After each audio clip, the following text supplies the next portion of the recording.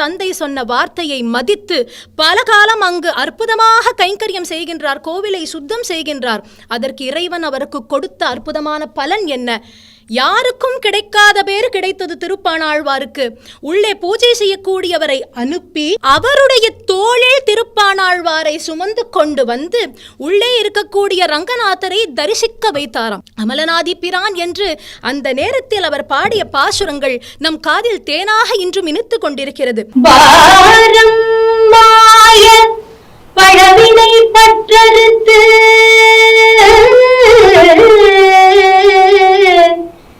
என்னை தன் வாரமாக்கி வைத்தது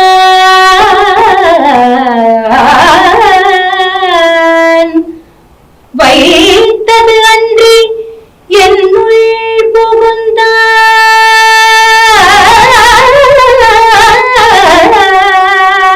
கோரமாதவம் செய்தனன் கொல்லறியே அரங்கத்து அம்மா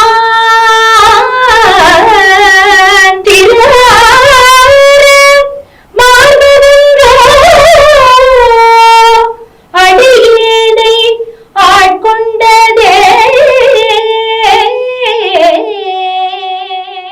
அதிலும் திருப்பாணாழ்வார் உள்ள போகும்பொழுது தான் நடந்து போகவில்லை. அவருக்கு கொடுக்கப்பட்ட மரியாதை எப்பேற்பட்டது! பூஜை செய்யும் கரங்களால் அந்த பட்டாச்சாரியார் அவர்கள் கீழே அமர்ந்து தன் தோளில் திருப்பாணாழ்வாரை சுமந்து கொண்டு வந்து கொடுத்தார். பக்தர் அடியார் பெரியவன் அல்லவா, அவன் இப்படி கீழிருந்து மேலே பார்க்க வேண்டாம், மேலிருந்து சௌகரியமாக இப்படி கீழே பார்க்க வேண்டும் என்பதை உணர்த்துவது போல திருப்பாணாழ்வாருடைய ஒரு சரித்திரம் நமக்கு எடுத்துரைக்கிறது.